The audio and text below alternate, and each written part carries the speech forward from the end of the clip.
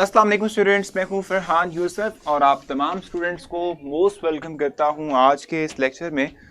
और उम्मीद करता हूं कि भाई आप लोग खैर आफियत से होंगे। हमारा जो सैटरडे का लेक्चर था वो नहीं हो पाया, लेकिन आज हम अपने पूरे आबोताब के साथ, ठीक है, और पूरी एनर्जी के साथ जो है आप लोगों के साथ मुखातिब हैं और आप लोगों को इस वक्त वेलकम कर रहे हैं आज की क्लास में। एक तो ये, और दूसरा ये कि आप लोगों ने देखा होगा, शायद आप लोगों ने एंजॉय भी किया होगा कि जो आप लोगों का जो है अभी लेटेस्ट दो दिन गुजरे हैं, इसमें आपने दोनों दिन जो है एक इवेंट ज्वाइन किया था और इवेंट को एंजॉय भी किया था, जिसमें कि हमारे साथ कुछ गेस्ट भी थे, कुछ स्टूडेंट्स भी थे, मैं भी था, और मैंने कुछ सिंगिंग वाले जोहर भी जो है वहाँ पे दिखाए हैं। मुझे नहीं पता कि आप में से कितने लोगों ने उसको एंजॉय किया या कितने लोग उससे बोरियत वाला एलिमेंट जो है फील कर पाए। तो इस तरह का इवेंट हम करते रहेंगे, ठीक है। इवेंट के ये सिर्फ और सिर्फ अभी जो है ना, हमने जो इवेंट किया उसमें सिर्फ हमने जो एंटी टेस्ट के स्टूडेंट्स थे सिर्फ उनको लाइव दिया। आने वाले दिनों में इंशाल्लाह आप लोगों के लिए भी इस तरह के इवेंट में जनरेट करूंगा, और इवन के आपकी कोई हफ्ते में या चलें हफ्ता नहीं तो चलें महीने में एक दफ़ा कोई ना हम ऑनलाइन क्लास इस तरह की भी अरेंज करेंगे जिसमें कि आप लोग जो है ना हमें लाइव ज्वाइन करेंगे, हमें क्लास में लाइव ज्वाइन करेंगे, ठीक है। सो ये इस तरह की एक्टिविटी भी हम कुछ ना कुछ रखेंगे। एक इंटरेस्टिंग है, आप में से जो आना चाहेगा जरूर आएगा, जो नहीं आना चाहेगा कोई इशू नहीं है, लेकिन ये है कि वो क्लास देख सकेगा, ठीक है। सो इस तरह की एक्टिविटी देखो, इससे क्या होता है, इससे ये होता है कि आप लोगों को बूस्ट मिलता है, इससे आप लोगों को कॉन्फिडेंस मिलता है, इससे आप लोगों को एक्सपीरियंस मिलता है कि कैसे कैमरे को फेस करना है, किस तरीके से लोगों से इंटरेक्ट करना है, कैसे जो है वो बात करनी है, अपनी कम्युनिकेट करना है किसी को अपनी बात, ठीक है। सो ये चीज़ें प्रैक्टिस ज़रूर होनी चाहिए इसकी, इससे इंसान जो है ना उसकी पर्सनैलिटी बहुत अच्छी ग्रूम होती है। तो ये एक्टिविटी हम लाजमी करेंगे, चाहे महीने में एक दफ़ा करें, लेकिन करेंगे ज़रूर, ठीक है। सो आप लोगों ने अपने आप को प्रिपेयर रखना है इस हवाले से। ये सर आपका सॉन्ग आई नहीं आपकी आवाज़ अच्छी थी, चलिए thank you so much. Song तो अच्छा नहीं होगा, आवाज़ बस ठीक थी, लेकिन गाना जो था ना वो बेचारा रुल गया, ठीक है, जिसमें जिसको गाया। अच्छा भी, सो स्टार्ट कर लें। वालेकुम अस्सलाम कासिम, कैसे हो भाई, ठीक हो? लास्ट टाइम हम क्या कर रहे थे भाई, लास्ट टाइम हम जो है Lewis acid and base concept की बात कर रहे थे, और मैंने आप लोगों को जो है ना लेविस एसिड और बेस में बेस और एसिड को डिफाइन करके उसके बाद उससे जो बनने वाला प्रोडक्ट है जिसको एरिड कहते हैं वो भी डिफाइन कर दिया था। आज हम उससे ऑनवर्ड चलेंगे और कुछ नई बातें डिस्कस हमने करनी है। मैं बेसिक तौर पे आपको बताऊंगा कि किस तरह के कंपाउंड्स एज एसिड बिहेव करते हैं और किस तरह के कंपाउंड्स जो हैं वो एज अ बेस के तौर पे जो है वो क्या कहते हैं बिहेव करते हैं, यानी क्या नेचर होती है कंपाउंड की जो एज एसिड और बेस जो है वो उनके तौर पे बिहेव करते हैं, ठीक है। सो फर्स्ट जो है हम देख लेते हैं कि लेविस एसिड्स जो हैं, मतलब हमारे पास कौन से ऐसे कंपाउंड्स हैं जो कि हम कहते हैं कि इलेक्ट्रॉन बासानी एक्सेप्ट कर लेते हैं, और इलेक्ट्रॉन पेयर एक्सेप्ट करते हुए, ठीक है, ये एज अ लेविस एसिड के तौर पे बिहेव करते हैं। फर्स्ट हम लेविस एसिड की बात करेंगे कि कौन से कंपाउंड्स आसानी से इलेक्ट्रॉन एक्सेप्टेंस सलाहियत रखते हैं, ठीक है जी। लेविस एसिड की हमने बात करनी है, ठीक है।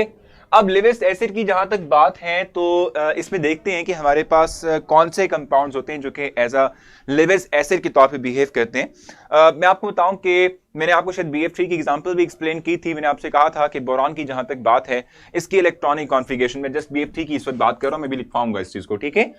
BF3 की मैं बात कर रहा हूं। देखो, अगर आप बोरॉन की बात करते हैं, इसका एटॉमिक नंबर 5 है।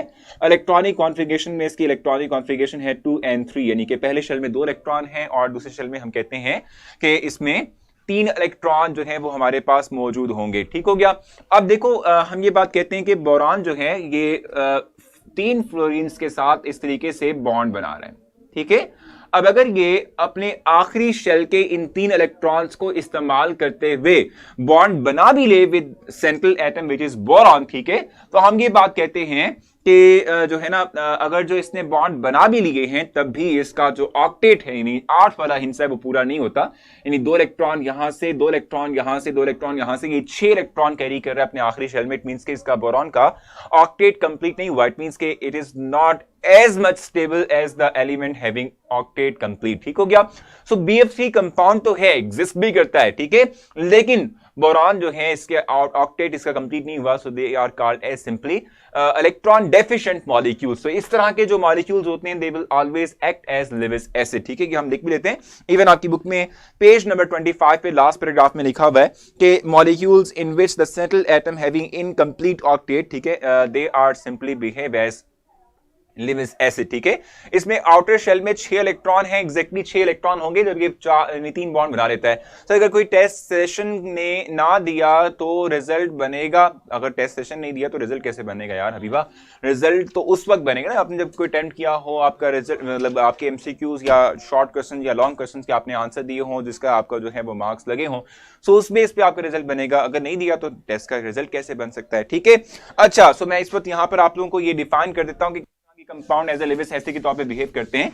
The compounds having molecules in which central atom, ये लिखा हुआ है आपकी बुक में भी, मॉलिक्यूल्स इन कंप्लीट ऑक्टेट, ठीक है, यानी जिनका आखिरी शेल जो है उसमें 8 इलेक्ट्रॉन पूरे ना होते हों, ठीक है। इस तरह के जो एलिमेंट्स होंगे they will always behave as in these compounds will behave as Lewis acid, ठीक है। जैसे मैंने आपको एग्जांपल प्रोवाइड की BF3 की,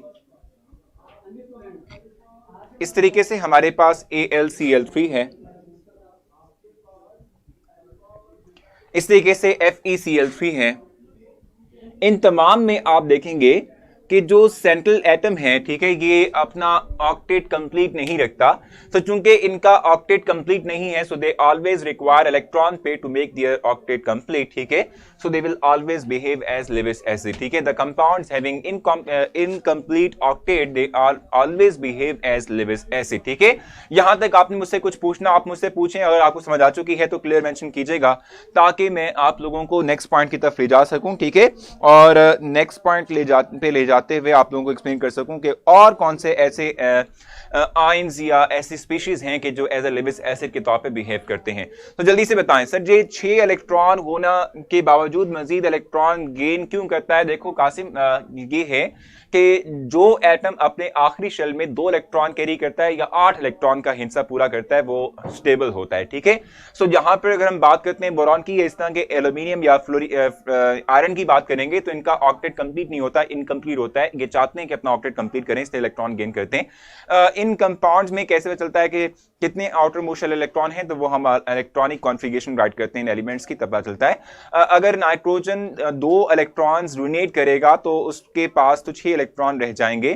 तो देखो, मैंने आपको शायद आई थिंक लास्ट में भी ये बात डिस्कस की थी अब्दुल्ला, के अमोनिया में अगर नाइट्रोजन इलेक्ट्रॉन पे डोनेट करता भी है तो वो उसके इजाफी इलेक्ट्रॉन होते हैं जिसको लॉन पे कहते हैं, और ये 100% जो है वो कहते हैं ना ट्रांसफर नहीं होता। यानी हम कहते हैं कि कोऑर्डिनेट कोवेलेंट बॉन्ड बनता है जिसमें से कुछ परसेंट, यानी कोऑर्डिनेट कोवेलेंट बॉन्ड का मेजर जो पोर्शन होता है वो बेसिक तौर पे हमारे पास कोवेलेंट बॉन्ड ही होता है, यानी इलेक्ट्रॉन इन दोनों के पास ही रहते हैं, यानी कंप्लीट ट्रांसफर नहीं होते। तो आप स्टेबिलिटी होती है क्योंकि ओवरऑल मॉलिक्यूल जो बनता है। लिविस एसिड एंड बेस भी समझा दें भी यार, वो तो समझ आ चुकी होनी चाहिए, इतनी देर पहले हमने डिफाइन किया था। चलें एक दफा डिफाइन कर लेते हैं।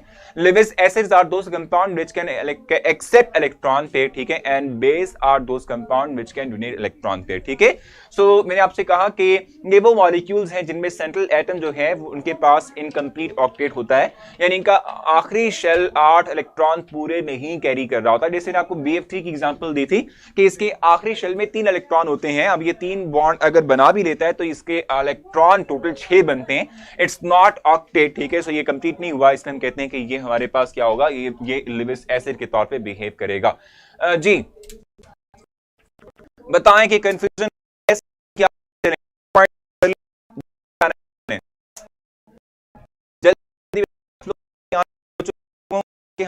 कर सकें और मैं आप लोगों को नेक्स्ट बता सकूं। मैं आपको नेक्स्ट पॉइंट राइट करवा देता हूं। अगर आपको कोई कंफ्यूजन हुई तो रिपीट भी कर दूंगा। इस तरीके से जैसे मैंने आपसे कहा कि वो मॉलिक्यूल जिनका सेंट्रल एटम जो है वो कंप्लीट ऑक्टेट नहीं रखता, वो हम कहते हैं अनस्टेबल होता है, वो चाहता है कि इलेक्ट्रॉन गेन करके अपना ऑक्टेट कंप्लीट कर सके। इस तरीके से हम कहते हैं कि the cations having positive charge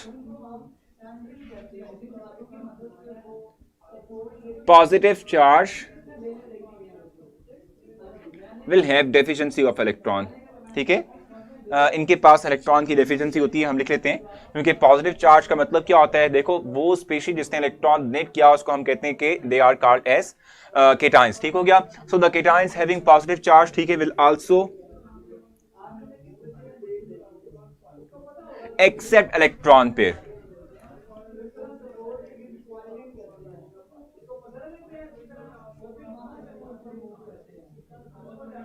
ठीक है भाई, हम कहते हैं कि जब भी जो है आप पॉजिटिव चार्ज की बात करते हैं, चाहे वो Na पॉजिटिव हो, सी क्या कहते हैं K पॉजिटिव हो, Ca पॉजिटिव हो, यहाँ राइट भी करेंगे हम, जैसे कि मैं राइट भी कर देता हूं आप लोगों के लिए, Na प्लस आयन है, ठीक है, इस तरीके से K प्लस आयन है, इस तरीके से हम कहते हैं कि हमारे पास Ca प्लस 2 आयन है, ठीक है, इस तरीके से हम ये बात कहते हैं, लेट्स सपोज मेरे पास मॉलिक्यूलर आयन है, let's suppose CH4 positive ion है, so they will always gain electron, ठीक है, ये इलेक्ट्रॉन गेन करेंगे। पॉजिटिव चार्ज हमेशा इलेक्ट्रॉन डेफिशिएंसी कैरी कर रहा होता है, क्योंकि पॉजिटिव चार्ज बनता ही किस तरीके से है कि जब भी कोई एक एटम या मॉलिक्यूल इलेक्ट्रॉन डोनेट करता है तो it will carry positive charge, ठीक है, so positive charge will also behave as Lewis acid, ठीक है जी। यहां तक कुछ पूछना है सर, सर इसकी एग्जांपल रिपीट कर दें प्लीज, थोड़ा लेट हो गई हूं भाई, यही तो हम डिस्कस कर रहे हैं इस वक्त तक कि लिविस कॉन्सेप्ट में भी एसिड और बेस, फिजिकली एसिड और बेस होते हैं, जाहिर सी बात है फिजिकली होंगे, और इसका मतलब क्या होता है, ठीक है। So molecules having central atom, central atom का पूछ रही थी आयशा, आई थिंक मेरे ख्याल से आयशा नाम था उनका। सेंट्रल एटम का मतलब होता है कि वो एटम जिसके साथ बाकी एटम्स जुड़े होते हैं, तो बोरॉन के साथ जुड़े हुए यहाँ पर एल्यूमिनियम सेंट्रल है, क्लोरीन 3 अटैच है इसके साथ, इस तरीके से हमारे पास आयरन है, ये मिडिल में क्लोरीन 3 जो है वो अटैच है, तो they are called as central atom, ठीक है, और इनके पास ऑक्टेट कंप्लीट नहीं होता। और क्यों ऑक्टेट कंप्लीट नहीं होता, क्योंकि इनकी बात हम करते हैं कि ये चाहे बॉन्ड अपने कंप्लीट कर भी लें, जैसे 3-3 बॉन्ड इन्होंने बनाए हुए, लेकिन इनके आखिरी शेल में 8 का हिस्सा पूरा नहीं होता, they are electron deficient, so they will always behave as Lewis acid, ठीक है। और केटायन की जहां तक बात है, यानी पॉजिटिव चार्ज की जहां तक बात है, तो पॉजिटिव चार्ज शो करते, यानी पॉजिटिव चार्ज बनता किस तरीके से है कि व्हेनेवर एन एटम और ग्रुप ऑफ एटम, ठीक है, डोनेट इलेक्ट्रॉन पेयर, जब भी हमारे पास क्या होता है भाई, एटम या जो ग्रुप ऑफ एटम है, ठीक है, वो इलेक्ट्रॉन डोनेट करता है, तो वो पॉजिटिव चार्ज कैरी करता है, और पॉजिटिव चार्ज कैरी करने वाले जो आयंस होते हैं, they are called as cations and they are electron deficient, ठीक है। तो हम कहते हैं सिंपली तौर पे कि they will always get electron pair to make its octet complete, ठीक है। सर लिविस एसिड में इलेक्ट्रॉन पेयर एक्सेप्ट करता है, आप डोनेट का कह रहे हैं, नहीं भाई डोनेट की बात करते हैं बेस के लिए, मैं तो एसिड की बात कर रहा हूं, मैं कह रहा हूं एक्सेप्ट, ठीक है।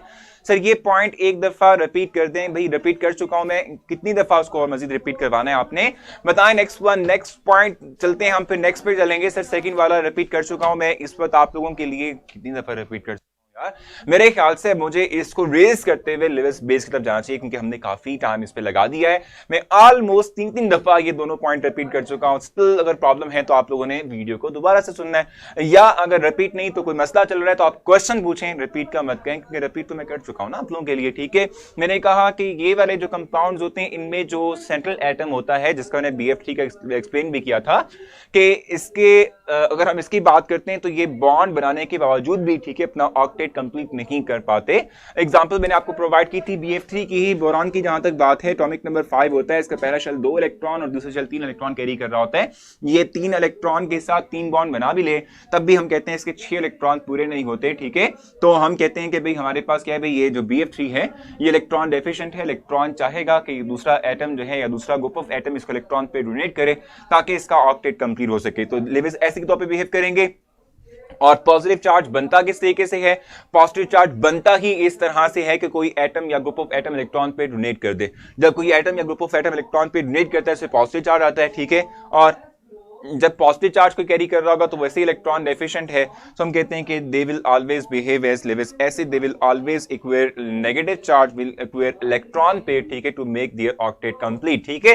तो इसको रेज करते हैं। अब हम बात करेंगे लिविस बेस के हवाले से, और उसको हम थोड़ा सा एक्सप्लेन कर लेते हैं कि लिविस बेस का मतलब क्या होता है।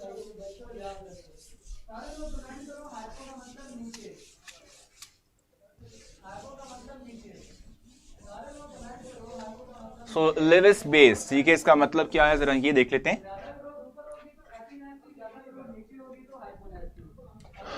लिविस बेस,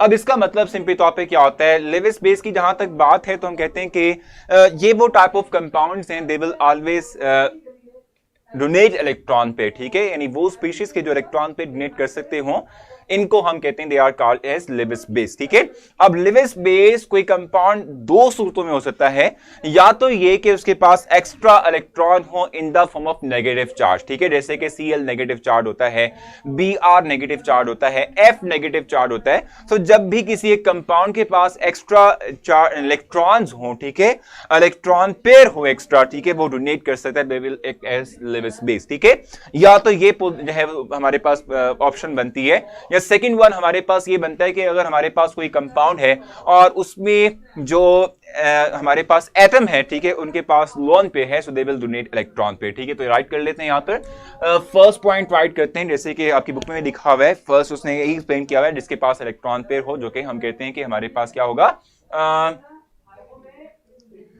जिसमें हम कहते हैं कि भी हमारे पास लोन पेयर ये डोनेट करेंगे। ठीक है, हम यहां लिख लेते हैं the compound that can donate that having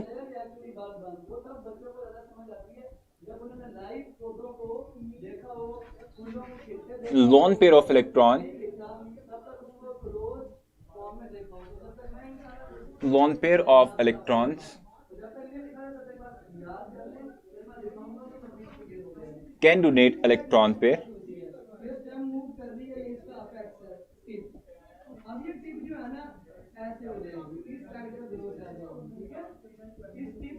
ठीक है। अब इसकी एग्जांपल देख लेते हैं, जैसे हमने पहले भी देखा हुआ है NH3 है, अमोनिया, इसमें नाइट्रोजन के पास लोन पेयर होता है। इस तरीके से हम कहते हैं भी NH2R है, ठीक है, इसमें नाइट्रोजन के पास लोन पेयर होता है। इस तरीके से आपकी एग्जांपल मेंशन की हुई बुक में ROR मेंशन किया हुआ है, ठीक है, जिसमें ऑक्सीजन के पास दो लोन पेयर हैं। सो ये वो कंपाउंड्स हैं जिनमें के एटम जो हैं उनके पास लोन पेयर है, एक्स्ट्रा इलेक्ट्रॉन पेयर है, जो कि हम कहते हैं बॉन्डिंग में हिस्सा नहीं लेता, तो ये अवेलेबल है फॉर डोनेशन। ठीक है, सो ये इन कंपाउंड्स की बात हम करें तो ये कहते हैं कि भाई ये कंपाउंड अपने इन एटम्स के इन लोन पेयर को इस्तेमाल करते हुए ये डोनेट कर सकता है और will act as Lewis base. ठीक है, या तो ये पॉसिबिलिटी होती है, या फिर हम कहते हैं कि हमारे पास सेकंड पॉसिबिलिटी क्या होती है कि व्हेनेवर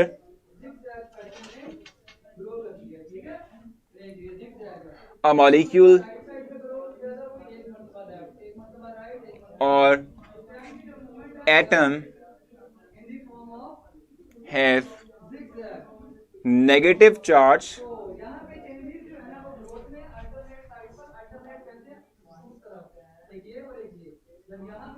it can donate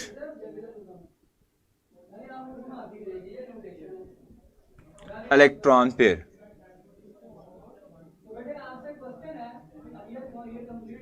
ठीक है, जैसे फॉर एग्जांपल Cl नेगेटिव की बात करते हैं, भी Br नेगेटिव की बात करते हैं, भी OH नेगेटिव की बात कर लेते हैं। ठीक है, या इस तरह से हमारे पास और कौन सी हो सकती है भी Cn नेगेटिव की बात कर लेते हैं। सो ये वो कंपाउंड यानी वो स्पीशीज हैं, ये वो आयनिक स्पीशीज हैं जो कि इलेक्ट्रॉन पे डोनेट कर सकते हैं। ठीक है, जो क्या कर सकते हैं भी इलेक्ट्रॉन पे डोनेट कर सकते हैं, they are called as simple Lewis base. इनको हम लेविस बेस का नाम देते हैं। ठीक हो गया। सो मैंने दो पॉइंट्स राइट किए आप लोगों के लिए, इसमें कुछ पूछना आप जल्दी से पूछेंगे। पहली बात तो ये कि देखें, अगर आप लोग स्टूडेंट हैं और आप लोग जो है पढ़ने वाले स्टूडेंट हैं, ठीक है, तो आप लोगों को कम से कम इतना जरूर पता होना चाहिए कि भाई हम इस वक्त क्या पढ़ रहे हैं और पेज नंबर क्या है। अगर आपने पेज नंबर दूसरों से ही पूछना है तो फिर मेरे ख्याल से आप किसी काम के नहीं है स्टूडेंट, क्योंकि आपको तो इतना नहीं पता कि हम पढ़ क्या रहे हैं और हमने लास्ट टाइम छोड़ा था। तो यार अजीब ही बात लगती है कि आप लोग आते साथ ही पूछते हैं कि भी पेज नंबर क्या है, क्योंकि भी आप रेगुलर स्टूडेंट्स हैं और आप हर दिन पढ़ते हैं, आपको पता होना चाहिए कि भी हमने कल क्या पढ़ा था, कहां तक पढ़ा था, अब हम कहां से जो है स्टार्ट करेंगे। सो ये क्वेश्चन बनता नहीं है। और दूसरा ये कि देखें, अगर आप लोगों का ये क्वेश्चन आ भी जाता है तो दूसरों को रिस्पॉन्स करने की कतई जरूरत नहीं है, क्योंकि देखो मैं या तो बता दूंगा उसको भी कि कौन सा पेज नंबर बनता है। आप सिर्फ फोकस करें लेक्चर के ऊपर, क्योंकि अब आप फोकस नहीं करते ना तो फिर आपको चीजें समझ नहीं आती हैं और फिर आप कहते हैं कि भाई समझ नहीं आई तो फिर मुझे रिपीट कर दे। सो ये आपने काम लाजमी करना है। ठीक है, सिर्फ ओ रेज टू पावर -2 भी हो सकता है, बिल्कुल हो सकता है अब्दुल्ला, ठीक है आपने। सर सेकंड लास्ट पॉइंट में केटाइन कैसे एसिड तो क्या था के तौर पे काम करता है, क्योंकि इन पर तो पॉजिटिव चार्ज, देखो यार केटाइन नहीं है, देखो कहां Where is cation? Negative charge लिखा हुआ है, negative charge it can donate, ठीक है, electron pair, it's not cation. ठीक है, ये एनाइंस होते हैं, they are called as anions. Cation पीछे था ना, यहां पर केटाइन नहीं है कासिम, ठीक हो गया। अच्छा हाँ ठीक है भाई, समझाएं, समझा देते हैं हबीब हिबा भाई। सर ये जो आपने पॉइंट एक्सप्लेन किया है ये लॉन्ग है या शॉर्ट है भाई? ये जो पॉइंट हम इस पर डिस्क्राइब करें, they are more important for long question, it's not for short question, ठीक है। सर Na+ को तो सिर्फ एक इलेक्ट्रॉन चाहिए है, तो क्या वो इलेक्ट्रॉन एक्सेप्ट कैसे कर सकता है? देखो मैं आपको जरा थोड़ा सा क्लैरिफाई कर दूं कि जहां तक बात है ना किस चीज की भाई, इलेक्ट्रॉन लेने की जहां तक बात है, ठीक है, so electron accepting ability is also called as, यानी कि वो जो हम कहते हैं इलेक्ट्रॉन की एक्सेप्टिंग एबिलिटी है। और देखो मैं एक और बात बता दूं आपको, देखो सोडियम को चाहे इधर या भी ये, अच्छा वो पीछे टॉपिक में था, सोडियम को चाहे एक इलेक्ट्रॉन ही रिक्वायर हो, लेकिन अगर उसने किसी दूसरे एटम के साथ बॉन्ड फॉर्मेशन करनी है तो आप जानते हैं कि बॉन्ड फॉर्मेशन के लिए इलेक्ट्रॉन पेयर चाहिए होता है, एक सिंगल इलेक्ट्रॉन से बॉन्ड नहीं बनता। सर क्लास कब ज्वाइन की है, लेट हो गए भाई, देखा ना यही तो मसला है बिस्मा के आप लोग जो है ना लेट हो जाते हैं और फिर दूसरे भी इससे डिस्टर्ब होते हैं, ठीक है। पहली बात तो ये कि टाइम पे आना चाहिए। और बिस्मा आपने मुझे मतलब यकीन भी है कि बिस्मा आपने फ्राइडे का लेक्चर जरूर लिया होगा। अगर फ्राइडे का लेक्चर लिया था तो फिर आपको पता होना चाहिए था कि भाई हम क्या पढ़ रहे हैं, कहां से पढ़ रहे हैं, ठीक है, कैसे पढ़ रहे हैं। कोई बात नहीं। अच्छा रिपीट नहीं कर चुका हूं, चलिए एक दफा फिर रिपीट कर देते हैं। सर लेट हो गए थे इसलिए, ठीक हो गया, ठीक हो गया। सर जी पॉजिटिव चार्ज तो ये शो करता है कि एटम ने इलेक्ट्रॉन डोनेट किया हुआ है, तो वो एक्सेप्ट कैसे करेगा भाई? पॉजिटिव चार्ज खत्म करने के लिए एक एटम को न्यूट्रल होने के लिए या उससे अगर बॉन्ड किसी ने एटम ने बनाना है तो उसके लिए इलेक्ट्रॉन चाहिए होते हैं, तो वो एक्सेप्ट ही करेगा ना। तो देखो मैंने आपसे कहा कि वो टाइप ऑफ कंपाउंड जिनके पास क्या हो, जो सेंट्रल एटम है वो इलेक्ट्रॉन पेयर रखता हो, एज अ लोन पेयर की सूरत में रखता हो, ठीक है, जैसे कि NH3 है, NH2R है, जैसे ROR है, ठीक है, इन तीनों की बात करते हैं, ठीक है। तो इन तीनों में हम ये बात कहते हैं कि इनके पास सेंट्रल एटम पे एक electron pair as a lone pair मौजूद है, ये डोनेट कर सकता है, ठीक है। So they will behave as Lewis base, ठीक है। और जहां तक बात दूसरे पॉइंट की है तो हम ये बात कहते हैं कि नेगेटिवली चार्ज आयन जो है, चाहे वो मॉलिक्यूलर आयन हो चाहे वो हमारे पास सिंपल आयन्स हो, एनायंस हो, ठीक है, इन दोनों पे नेगेटिव चार्ज ये शो करता है कि इनके पास एक्स्ट्रा इलेक्ट्रॉन पेयर है, ठीक है। और ये एक्स्ट्रा इलेक्ट्रॉन पेयर डोनेट कर सकते हैं, तो they will both behave as क्या, लेविस बेस, ठीक हो गया। और अभी जो है Na+ की बात चल रही थी, तो मैं फिर से इस बात को भी रिपीट कर दूं कि देखो Na+ का मतलब है कि एक इलेक्ट्रॉन इसने लूज किया हुआ है, लेकिन अगर ये किसी दूसरे एटम के साथ बॉन्ड बनाना चाहता है, लेट सपोज, तो यहां पर इलेक्ट्रॉन पेयर जो है वो इस्तेमाल होता है, और सिंगल एक इलेक्ट्रॉन के लेने से ये स्टेबल नहीं होगा और ना ही ये बॉन्ड ना सकेगा, तो दो इलेक्ट्रॉन इसको चाहिए होंगे, ठीक है, बॉन्ड फॉर्मेशन के लिए, ठीक हो गया। क्या बता रहा था मैं, अच्छा ROR क्या है भाई? ROH क्या था भाई? वो अल्कोहल था, ROR लिख सकते हो, ये भी हमारे पास ये ईथर है, they both are compounds having lone pair, ठीक है। भाई अगर आप आयशा लोन पेयर की बात करते हैं तो मैंने लोन पेयर को डिफाइन किया था, कब डिफाइन किया था? फ्राइडे के लेक्चर में डिफाइन किया था। आयशा आपने वो लेक्चर भी सुनना है। लोन पेयर का मतलब ये होता है कि इलेक्ट्रॉन पेयर किसी एक एटम के आखिरी शेल में पाया जाने वाला वो इलेक्ट्रॉन पेयर जो वो एटम यूटिलाइज नहीं करता for bond formation, they are called as simple electron pair which is lone pair, ठीक हो गया। एग्जांपल मैं आपको प्रोवाइड कर चुका हूं आसिम, इतनी एग्जांपल मैंने आपकी बुक में आपके लिए मेंशन की भी है, ठीक है। जी कोई और मसला भाई? अभी तो पर डे 2 दिन में कितना करेंगे ये थोड़ी बता सकता हूं मैं आपको, ठीक है, पढ़ने दो ना अभी तक, तो फिर चलने दो फिर। हाँ भाई चलें जी, ठीक है। अच्छा इस तरह करते हैं, पहले इनका टेस्ट स्टार्ट कर देते हैं, जब आप लोग टेस्ट देकर वापस आएंगे तो फिर जो है हमें यहाँ से आगे चलूंगा, क्योंकि हमारा टॉपिक कंप्लीट हो चुका है और हमने अब जाना है towards the acid properties, general properties of acid. तो पहले आप लोग पहले ये टेस्ट दे दें, आप लोग जब वापस आएंगे तो फिर इंशाल्लाह यहाँ से ऑनवर्ड चलेंगे। सर न्यूट्रल क्या था? सर न्यूट्रल स्पीशीज क्या होती हैं? अभी देखो अब्दुल्ला, न्यूट्रल स्पीशीज की जहां तक बात है तो हम जानते हैं कि कभी भी एक एटम सिंगल फॉर्म में रह नहीं सकता, क्योंकि वो अनस्टेबल होता है।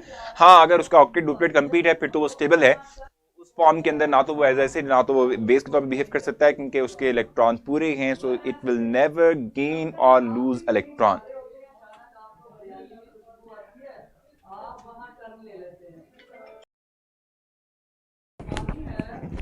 जी जी, मैं आपसे बात कह रहा था कि जैसे आपने यहाँ पर अब्दुल्ला ने पूछा भी कि BF3 जो है हमारे पास एक एसिड है, ठीक है, या बेस है। तो मैं आपको थोड़ा सा क्लैरिफाई कर दूं कि BF3 की जहां तक बात है, मैंने यही मेंशन भी यहाँ पे किया था कि BF3 में जो सेंट्रल एटम है इट्स बोरान, ठीक है।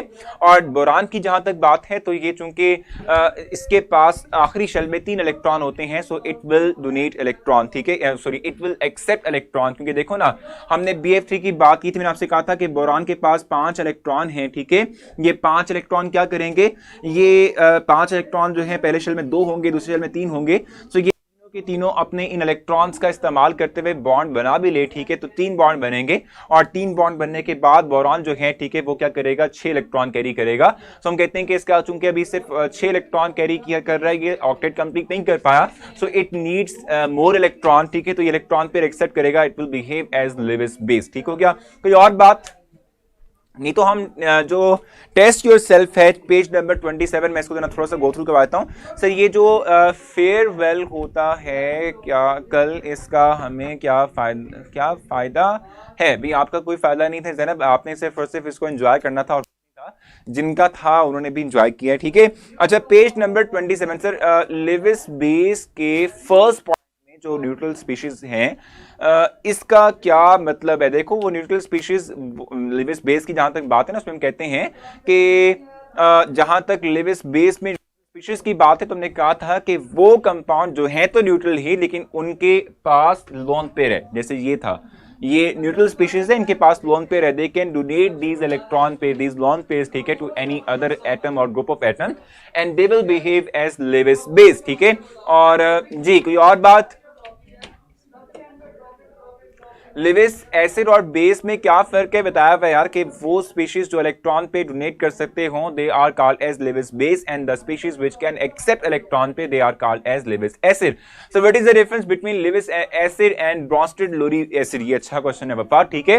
देखो, जहां तक लिविस एसिड और जो है ब्रॉन्स्टेड एसिड की बात करते हैं, तो ब्रॉन्स्टेड एसिड हमने डिफाइन किया था, the compounds which can donate proton H positive one, they are called as Lewis sorry Bronsted acid, ठीक है।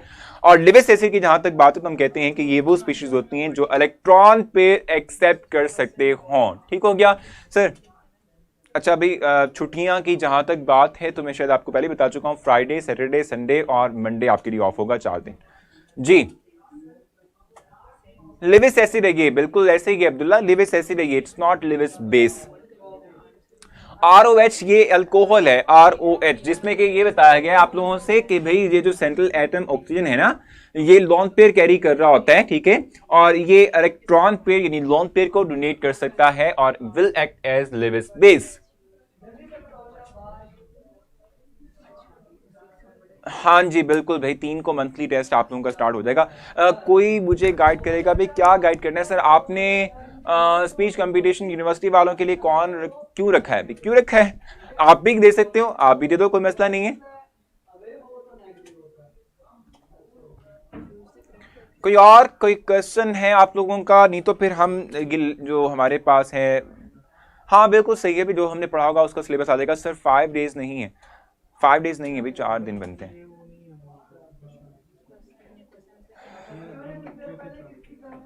पेज नंबर 27 पे फिर हम ये देख लेते हैं, टेस्ट योरसेल्फ देख लेते हैं, नेक्स्ट मंथली टेस्ट का सिलेबस बता दें। देखो, नेक्स्ट मंथली टेस्ट का सिलेबस वो है कि जो हम पढ़ लेंगे टिल थर्सडे, ठीक है, थर्सडे तो जो हम पढ़ लेंगे वही आप लोगों का मंथली टेस्ट सिलेबस होगा, ठीक है।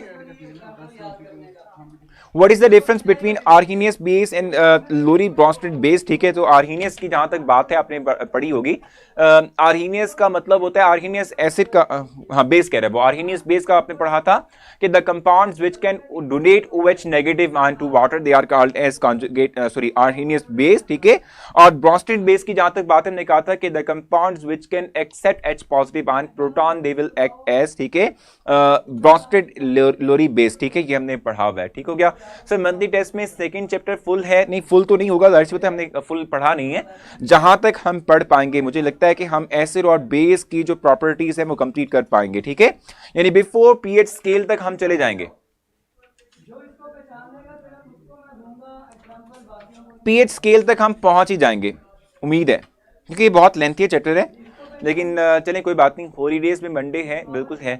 सर इस दफ़ा प्लीज़ मंथली टेस्ट में टाइम अलाउ हम 2 आवर्स का रखें। बिल्कुल सही है भाई, 2 घंटे का रखेंगे, आप लोग आराम से टेस्ट कर लीजिएगा। मंथली टेस्ट में जिन चैप्टर्स का टेस्ट हो चुका है वो भी होंगे, नहीं होंगे सिर्फ जो हमने जो है उसके बाद पढ़ा है मंथली टेस्ट के बाद, यानी जो फर्स्ट चैप्टर का सिलेबस था वो कवर हो चुका है। अब सिर्फ जो सेकंड चैप्टर हमने पढ़ा है सिर्फ उसकी बात हम करेंगे। सर ईद के अगले दिन है क्लास होगी, एक और दिन ऑफ कर दें? नहीं भाई तुबा, पहले ही जो है ना मंडे ऑन था, लेकिन हमने ऑफ किया आपके लिए। सिर्फ फिजिक्स की क्लास का टाइम चेक कर लें प्लीज़। ठीक है जी, कर लेते हैं, कोई इशू नहीं है। मुझे उम्मीद है कि आप लोगों को यहाँ तक कोई प्रॉब्लम नहीं होगी। अब इंशाल्लाह आपसे कल मुलाकात होगी। अपना बहुत सारा ख्याल रखिएगा, कल मिलते हैं इंशाल्लाह। अल्लाह हाफिज़।